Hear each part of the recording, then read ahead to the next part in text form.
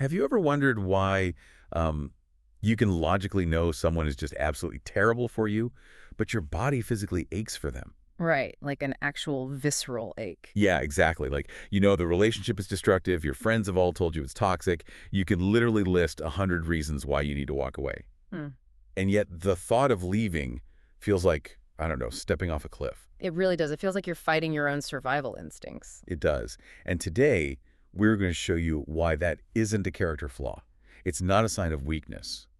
And it is certainly not a lack of intelligence. No, not at all. It is actually a measurable biological hijacking of your nervous system.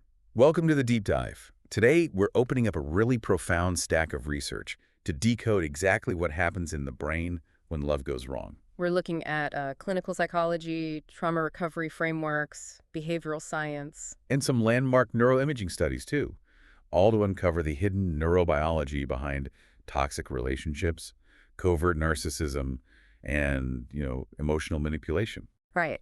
We are going to unpack exactly why leaving a toxic relationship feels biologically impossible, why your brain actively works against your best interests, and, most importantly, how to finally break that cycle. Because when you're in the thick of it, the shame can just be overwhelming. You ask yourself, why can't I just leave? Exactly. But understanding the hard science, like the actual chemistry of what is happening in your brain, it removes that shame. It replaces all that confusion with clarity. Okay, let's unpack this. Mhm. Because to understand how a relationship becomes this psychological prison, we first have to strip away a lot of the poetry and the romance. Yeah.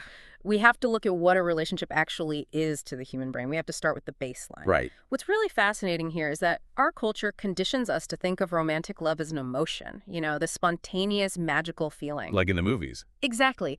But neurologically speaking, it is not an emotion at all. It's a biological drive. It is a deeply ingrained, goal-oriented motivational state. Wait, so when you say biological drive, you mean like hunger or thirst? Exactly like hunger or thirst. It originates in the exact same primitive regions of the brain.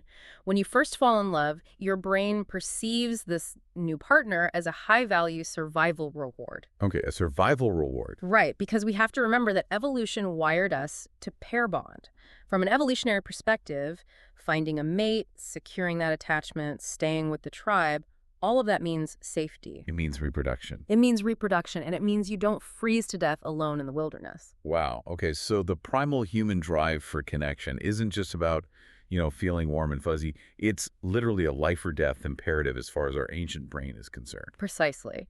So your brain responds to this new person by activating this tiny but incredibly powerful region near the base of the brain called the ventral tegmental area, or the VTA. The VTA. Yeah.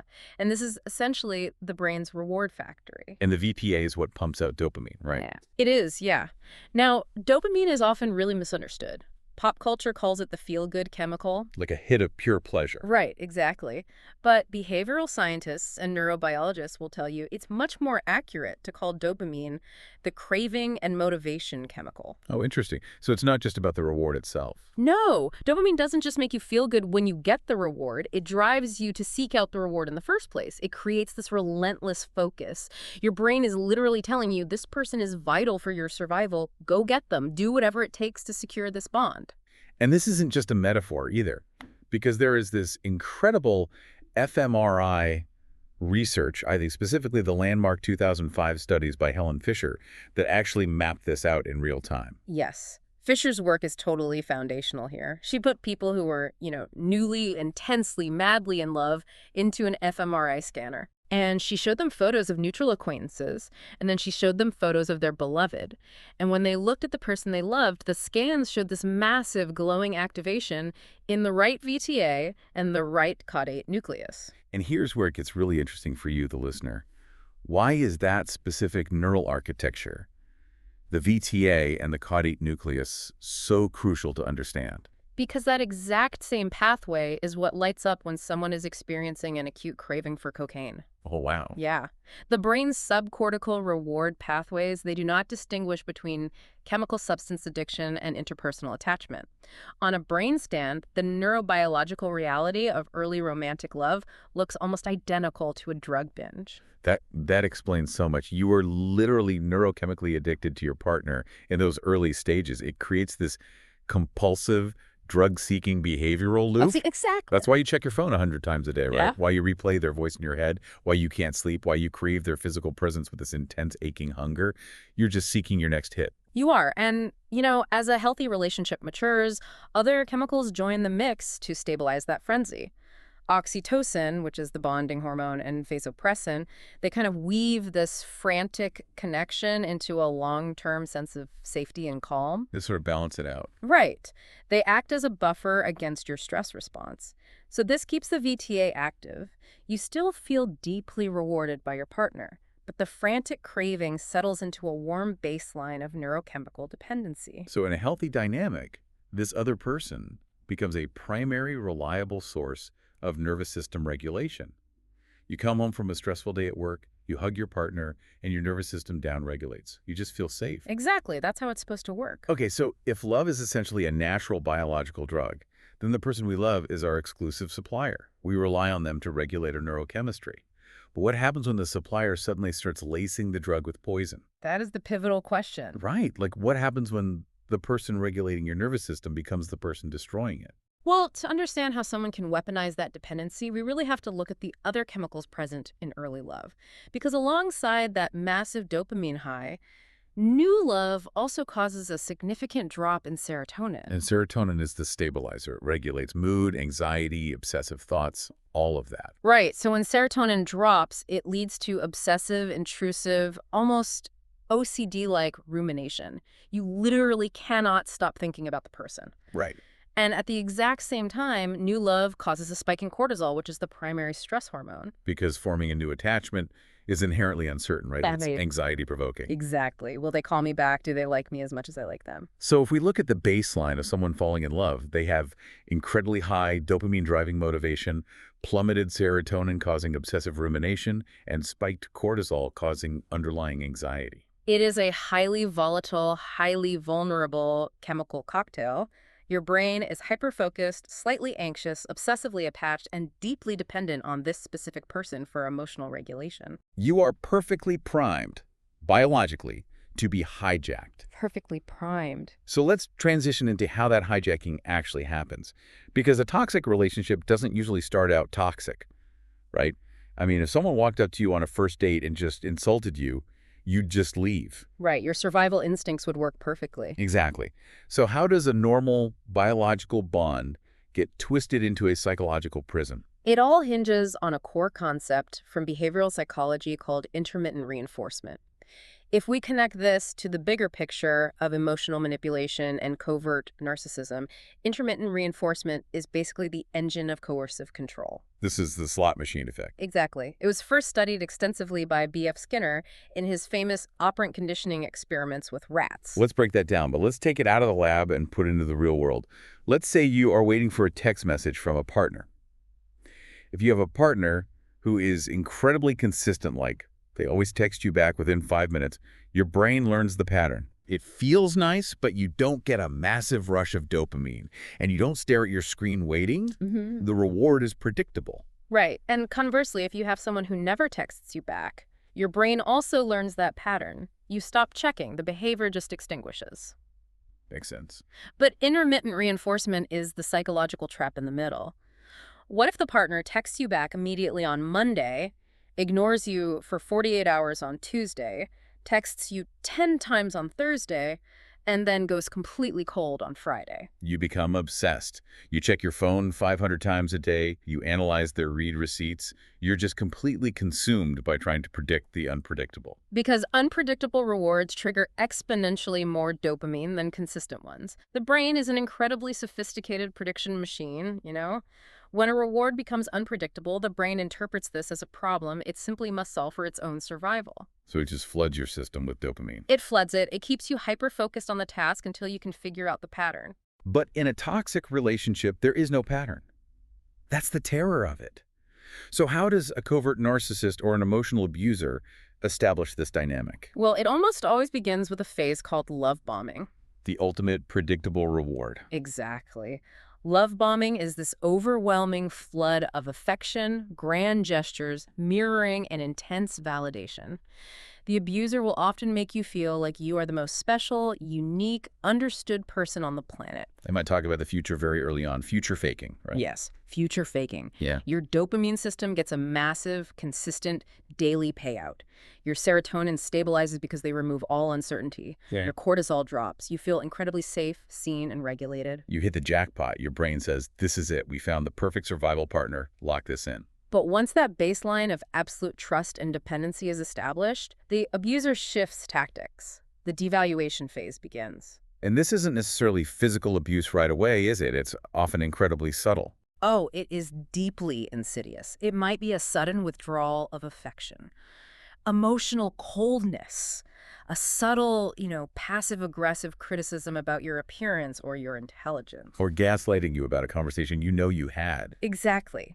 And the hidden emotional need driving the abuser here is the necessity for narcissistic supply. Let's define that, actually, because that's a term thrown around a lot. Yeah. What exactly is narcissistic supply? Well, people with pathological narcissism have a severely fractured, fragile sense of self.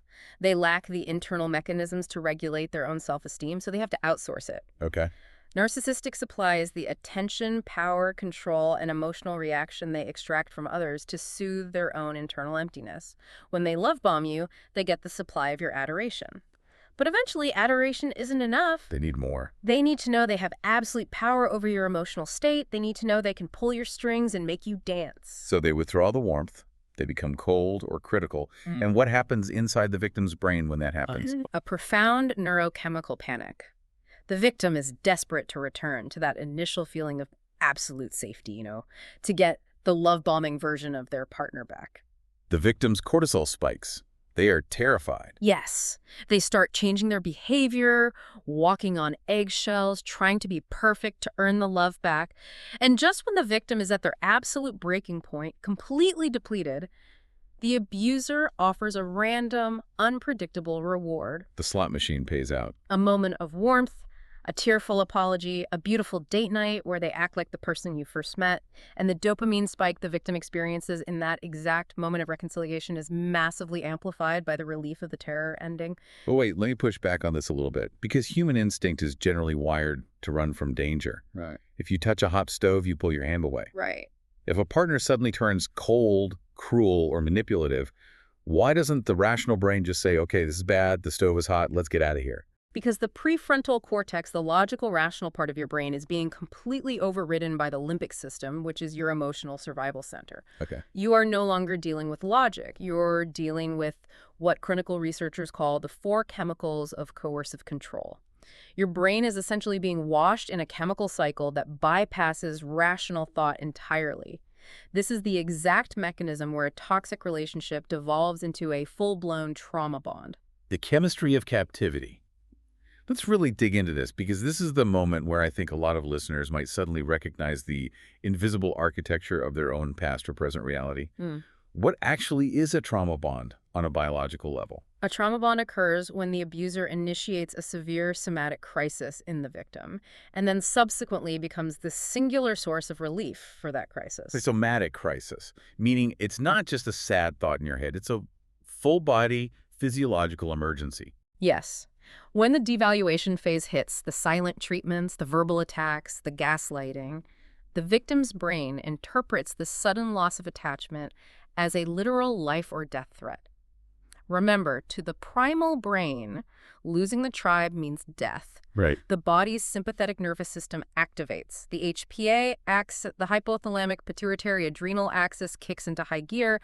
The body is flooded with cortisol, the stress hormone, and adrenaline. This is the threat or fear phase. You are locked in fight or flight. Your heart is racing, your stomach is in knots, you feel physically sick, you can't sleep, you can't eat. You are in agony. And your nervous system has this desperate, hidden emotional need to regulate itself, to find relief from this terror. Now, in a normal, healthy situation, if you were this terrified, you would seek comfort from a safe person, like a friend, a parent, a therapist. Sure. But a key tactic of abusers is isolation. They systematically cut you off from your support network, so you're isolated, terrified, and chemically dysregulated. And then the abuser steps in as the savior. Oh, wow. They cause the panic, and then they offer the hug. They literally light the house on fire and then show up wearing a fireman's hat. Precisely. This is the rescue or reconciliation phase. When the abuser suddenly drops the cruelty and acts kind again, the victim's brain experiences a massive rushing release of oxytocin, dopamine, and crucially, endogenous opioids. Endogenous opioids, so the brain's natural painkillers. Yes. The exact same neuroreceptors in your brain that respond to morphine or heroin are activated by these endogenous opioids. The sudden shift from absolute cortisol-driven terror to opioid-driven relief creates a powerful, narcotic-like chemical dependency.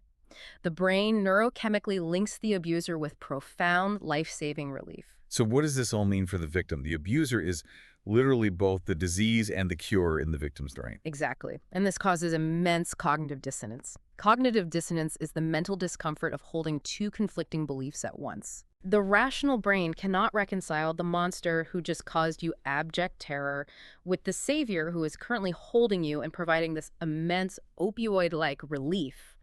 The brain cannot hold both realities. So to survive, the brain does something remarkable. It minimizes the abuse and amplifies the good moments. It just filters out the reality of the danger. This is called positivity bias, or sometimes betrayal blindness. You literally forget the bad times, or you create elaborate excuses for them. You know, he was just stressed about work, or she didn't mean it, I provoked her. Because you have to. Right, your brain needs to believe the savior is the real version of this person, because accepting that they are a predator is simply too terrifying for the nervous system to process while you are still trapped in their proximity. Wow. Because you are no longer chasing connection at that point. You are chasing relief. That is the tragic reality of a trauma bond. You are just trying to get your head above water. If you're listening to this and realizing your epic romance or your, passionate, complicated relationship was actually just a cortisol dopamine roller coaster, that is a really heavy pill to swallow. Yeah. But it's also profoundly liberating, I think. Craving someone who hurt you isn't a weakness. It isn't a lack of self-respect. It is a highly predictable neurological response to behavioral conditioning. Your brain is doing exactly what it was programmed to do across millions of years of evolution to survive a threat. It really is. And this intermittent reinforcement profoundly distorts the victim's perception of reality through what we call the contrast effect. How does the contrast effect work in this context? Well, when you have been starved of affection, criticized, kept in a state of hyperarousal and terror for a week, your baseline for happiness drops to zero. In that state, a simple act of basic human decency, like your partner making you a cup of coffee or asking how your day was without mocking you, it feels profound. It feels euphoric. Because of the contrast. Exactly. The contrast between the terror and the baseline normalcy makes the normalcy feel like magic. It feels like the greatest love story ever told, just because they didn't yell at you today. Exactly. But intensity is not intimacy. A bond forged in chaos and unpredictability is rooted in survival, not love.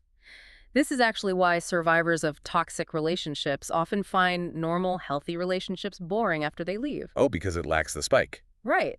A healthy, consistent partner doesn't trigger that cortisol spike and subsequent dopamine crash. The brain, which has been calibrated for chaos, doesn't recognize the calm consistency as love. It just feels flat. Okay, so let's say the victim starts waking up to this. The positivity bias starts to crack.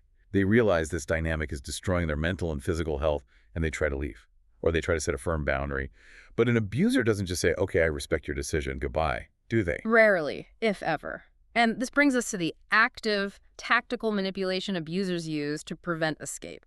Psychologists and survivors often refer to this as hoovering. Let's dive deep into hoovering. Yeah. When a victim pulls away, what is actually happening inside the abuser to trigger this reaction? Well, when a victim sets a boundary or attempts to leave, the abuser experiences what clinical psychology calls a narcissistic collapse or a narcissistic injury. Their primary supply of attention, emotional regulation, and absolute control is suddenly cut off. And they need that to function. Yes, Uh, because their fragile ego relies entirely on this external supply to exist, losing it feels like psychological annihilation to them.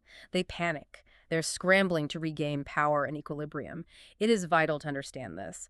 Hoovering is never about genuine growth, remorse, or suddenly realizing the error of their ways. It is purely a control mechanism to restore their supply. Exactly. And behavioral scientists have identified a very predictable playbook that abusers use to suck victims back into the cycle. There are 6 primary hoovering tactics. Recognizing these is like having a psychological cheat code. It allows you to observe the manipulation rather than absorb it. Let's walk through them because this is where the covert manipulation gets incredibly sophisticated. What is tactic number 1? The first is charm and flattery. This often happens after a period of silence. You get a sudden text out of nowhere. I drove past your favorite restaurant and I just couldn't stop thinking about you. No one has ever understood me like you do. Or they send unexpected gifts. Right. The goal here is to bypass your rational brain and directly trigger that dormant dopamine pathway. They are capitalizing on your nostalgia and trying to access the positivity bias we talked about. They're trying to remind you of the savior phase. Exactly. Tactic number 2 is guilt tripping, which is essentially the dark mirror of charm. Yes. I'm in a really dark place right now, and you just abandoned me when I needed you most. I guess I was just a joke to you. This specifically targets the victim's empathy. Toxic individuals select partners who are highly empathetic and prone to people-pleasing. Right, of course. The abuser spent the entire relationship exploiting that empathy, and they will weaponize it to make you feel responsible for their emotional state. And then tactic 3 is empty promises of change. The grand declarations. I see the light now. I realize how much I took you for granted. I will do whatever it takes. I'll go to therapy. I'll quit drinking. I'll be the partner you deserve. Just give me one more chance. And that leads directly into the 4th tactic, which is arguably the most insidious, especially today. Feigned transformation. Oh, this. Here's where it gets really interesting and honestly a little terrifying. They don't just promise to change. They actually weaponize the modern language of therapy to fake self-awareness. This is a huge phenomenon right now. An abuser will read a few articles or maybe attend 2 therapy sessions, and suddenly they are using highly clinical buzzwords to present an illusion of profound growth. They will text you saying, I've been doing a lot of shadow work, and I realized that my dismissive avoidant attachment style was triggering your anxious attachment. I was projecting my unhealed childhood trauma onto you, and I deeply validate your experience. Okay, wait. If you are a victim who has been begging for them to understand you for years, getting that text feels like a miracle.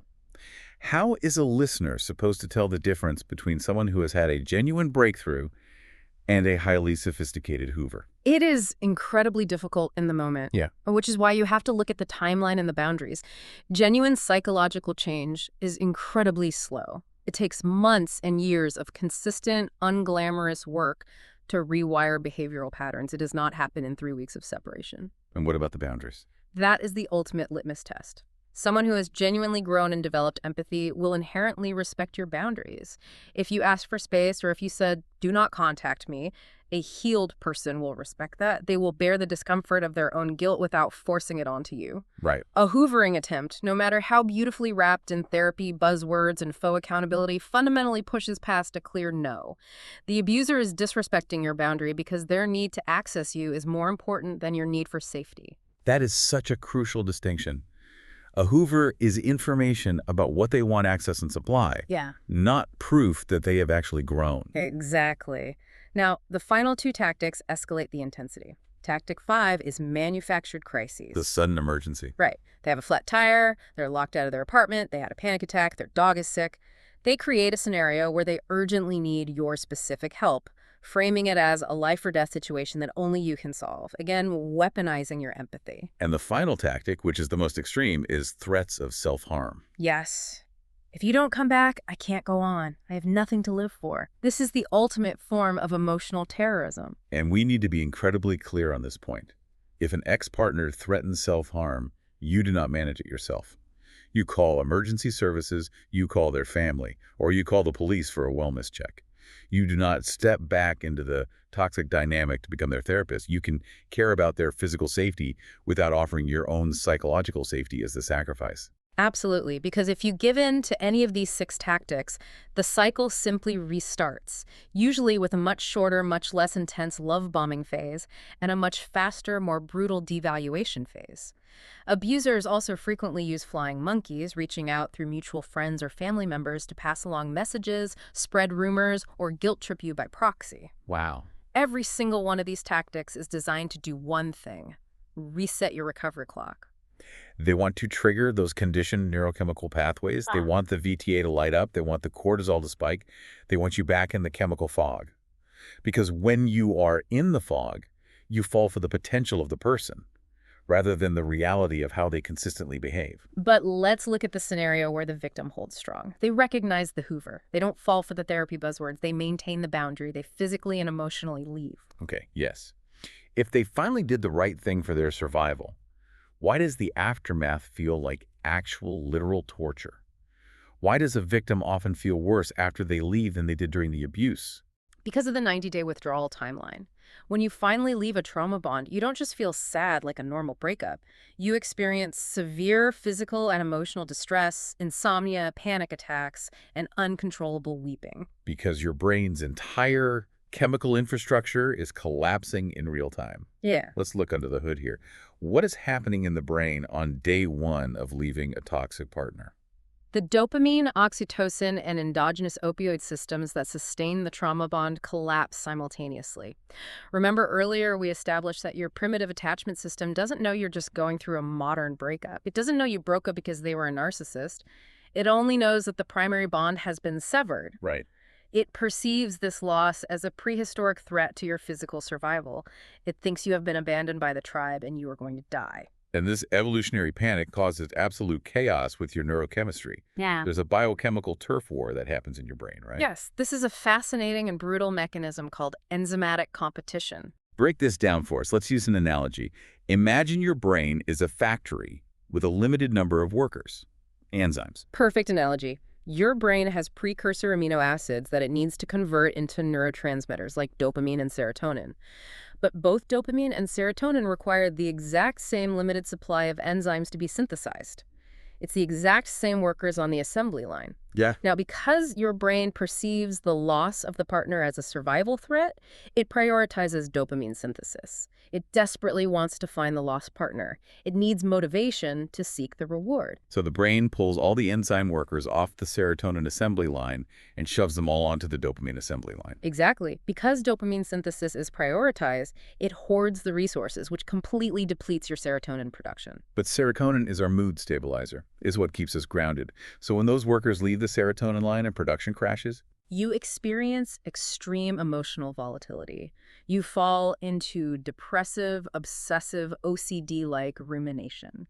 This is why at 3:00 a.m. you literally cannot stop thinking about the ex. You replay every single memory, analyzing every text message, trying to solve the puzzle of the relationship. Your dopamine is screaming, find them, and your serotonin is too depleted to hit the brakes on the obsessive thoughts. and the misery is compounded because the oxytocin is gone too. Right. Remember that oxytocin buffers your HPA axis, your body's stress response system.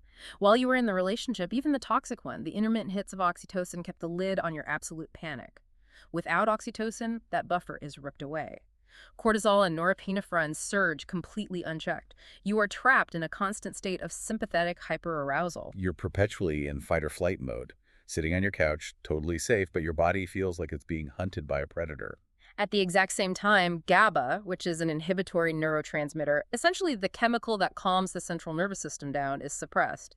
So using the car analogy, cortisol has slammed the accelerator to the floor, and the trauma bond withdrawal has completely cut the GABA brake lines.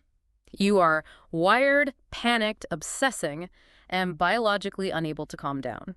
Furthermore, your levels of phenylethylamine, or PEA, an amphetamine-like compound related to early love and attachment, they just drop off a cliff. This severe drop causes anhedonia. Anhedonia is the inability to feel pleasure in anything, right? Yes, the world turns gray, food tastes like cardboard, hobbies you used to love feel utterly pointless. Your brain is essentially punishing you for losing the primary attachment, trying to force you to go get them back. This intense multi-system chemical crash triggers a phenomenon behavioral scientists call the extinction burst What is an extinction burst? An extinction burst is a temporary massive spike in the frequency and intensity of a behavior when the reward is suddenly removed. It usually hits in the first few weeks of no contact. Your brain is throwing a neurochemical tantrum because it is not getting its expected reward.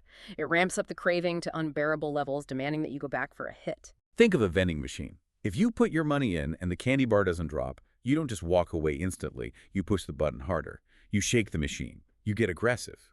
Your brain is shaking the vending machine, demanding the dopamine hit it's used to getting from the abuser. And during this extinction burst, the victim's own memory works against them. Because of state-dependent memory and dissociation, when the victim feels this lonely, terrified, and chemically depleted, their brain filters out the abuse to reduce cognitive load. They only remember the good times. They romanticize the love bombing. They desperately crave the rescue. And we must emphasize that this pain is not just in your head, in an abstract emotional way. It is a very real physical phenomenon. Absolutely. Neuroimaging shows that the anterior cingulate cortex and the insula, the exact regions of the brain that process physical injury and somatic pain, are the same regions that process emotional rejection and attachment loss. So when people say they have a broken heart, or they feel a heavy, crushing ache in their chest, or they're nauseous and exhausted, it is biologically real. Tylenol has actually been shown in some studies to marginally reduce the pain of social rejection because the brain processes it through the exact same pathways as physical pain. Which brings us to the ultimate question. If the brain is in this much physical and emotional agony, how do you survive the withdrawal without going back for a hit? How do you bypass the craving and actually heal? We have to treat this exactly like overcoming a severe substance addiction. The primary intervention is a behavioral strategy rooted in neuroscience. The antidote is strict, no contact, which facilitates extinction learning. Extinction learning, this is the only way out. Let's unpack extinction learning, because it's not just about ignoring someone out of spite. It is a very specific neurobiological process. Every single time you look at their social media page, every time you reread an old text message, every time you ask a mutual friend how they're doing, you are pairing the cue of your ex with a tiny, fleeting dopamine hit. You are feeding the addiction. You are keeping the VTA active. Extinction learning requires complete separation to prune those toxic neural pathways. The brain operates on a use it or lose it principle, right? Synaptic pruning. Yes. Neural pathways that fire together, wire together. But neural pathways that are ignored eventually degrade. If you absolutely deny the reward circuit, the stimulus of the no texts, no calls, no social media stalking, no checking their Spotify playlists eventually, those specific X equals reward synaptic connections will wither and die. You'd literally have to starve the circuit. And Yes. you do this so that the dorsolateral prefrontal cortex, which is essentially the brain's rational, logical CEO, can unlock the boardroom door, come back online, and take control away from the panicked emotional limbic system. Exactly. The hidden emotional need you are fulfilling through no contact is reclaiming your autonomy, your safety, and a sense of self that is completely independent of the abuser. You are proving to your primitive brain that you can survive without them. But let's deal with reality. Absolutely neither. No contact isn't always possible. What if you share children?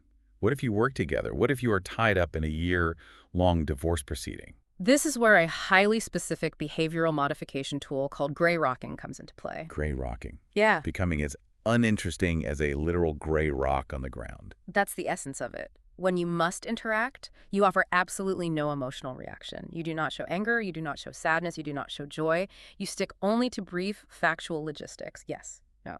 Pickup is at 5 p.m. The goal is to entirely deny the narcissist their supply. Right. If they cannot get a rise out of you, if they cannot extract an emotional reaction to soothe their ego, they eventually get bored and look elsewhere for supply. But wait, I have to challenge this a little bit. Gray rocking sounds incredibly toxic to the victim's own system.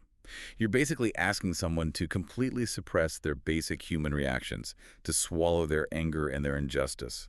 Isn't that damaging long term? It is extremely exhausting, and you are right to call it out. The psychological term for this is expressive suppression. It is highly cognitively demanding. Research shows that while you are actively suppressing your emotions, it actually inhibits other cognitive processes like memory and complex decision-making. You are using so much brain power to stay blank that you feel exhausted afterward. So it's a shield, but it's a very heavy shield to carry. I agree completely. It is a short-term survival tool, a tactical defense mechanism. It is not a long-term lifestyle. You use Grey Rock to survive the interaction, and then you process the anger and grief safely with a therapist or a trusted friend. And what if gray rocking comes across as too hostile? For instance, in a legal or co-parenting situation where a family court judge might view a completely blank, unresponsive parent as uncooperative or combative. In those high-stakes environments, behavioral experts suggest a modification called yellow rocking. Yellow rocking. It is essentially gray rock with a polite professional veneer. You still stick strictly to the facts, you remain entirely disconnected emotionally from the abuser, but you use basic pleasantries. Hello, thank you, have a good weekend. You disconnect from the abuser's chaos, but you do not disconnect from yourself and your own basic politeness. You act like you are speaking to a slightly annoying colleague at a corporate job. The deeper lesson here, whether you are using no contact, gray rock, or yellow rock, is that silence is the ultimate defense. You do not owe anyone an emotional response. You are allowed to protect your peace. You are allowed to build a fortress around your nervous system. Because the ultimate goal of all of this is neuroplasticity. You are creating space to form new, healthy neural connections. You boost your oxytocin through safe friends, family members, support groups, or even petting a dog. You rebuild your serotonin through sunlight, exercise, and routine. It takes time. The acute phase of chemical withdrawal usually takes a minimum of 90 days of strict besmoke. No contact to subside, but the brain will heal. This has been an incredibly intense, profound journey today. Let's synthesize what we've unpacked for the listener. We started by looking at how romantic love utilizes the exact same neural architecture as substance addiction, making us all inherently biologically vulnerable. We examined how abusers exploit this vulnerability through intermittent reinforcement, essentially weaponizing the brain's dopamine and cortisol systems to create trauma bonds that function like a narcotic dependency. We decoded the deeply manipulative tactics of hoovering, showing how abusers use charm, guilt, and even the weaponization of therapy language to reset the victim's recovery clock and regain their narcissistic supply. And we walked through the agonizing neurobiology of withdrawal, the enzymatic turf wars, the crash of serotonin, the surge of cortisol, proving that the pain of leaving a toxic partner is a physical, chemical reality. It is not mental weakness, it is biology. Finally, we discussed the cure. No contact, starving the toxic neural pathways through extinction learning, using gray rock to protect your peace, and reclaiming the executive function of your brain. It is a grueling process of radical acceptance and profound biological rewiring. If you are listening to this right now, and you felt foggy, constantly on edge, or perpetually second-guessing your own reality, if you've wondered why you keep going back to someone who breaks you, your response makes perfect sense. Your brain was doing exactly what it was wired to do millions of years ago to survive an unpredictable threat. You were hijacked. But just as your neural pathways adapted to survive that chaos, they can adapt again to thrive in peace. You have the power to prune those connections. And as we close, there is one final, vital piece of this puzzle drawn from the clinical trauma research. Something profound that we haven't touched on yet, which ties everything together. We discussed how these intense trauma bonds often take root most deeply in specific individuals. Clinical data shows they often target individuals who experienced inconsistent, unpredictable caregiving in childhood children who had to develop the fawn response as a survival mechanism. The fawn response. Appeasing the unpredictable, dangerous parent in order to stay safe. Shrinking yourself to regulate the adult in the room. Exactly. So I want the listener to consider this final thought. What if the excruciating pain of this specific breakup isn't just about losing this one toxic partner? What if this entire agonizing experience, the chemical withdrawal, the panic, the obsessive rumination, is actually your brain's dramatic final attempt to expose a broken childhood survival template? A template that was running in the background your entire life. Yes. What if this pain is an invitation to finally overwrite that template so that you can heal the root cause and never ever be held captive by it again? Have you ever wondered why you ache for someone terrible? Maybe you aren't aching for them at all. Maybe your brain is just frantically trying to heal a fracture that happened long before this partner ever came along. You just have to know how to read the signals. And once you can read them, you are finally free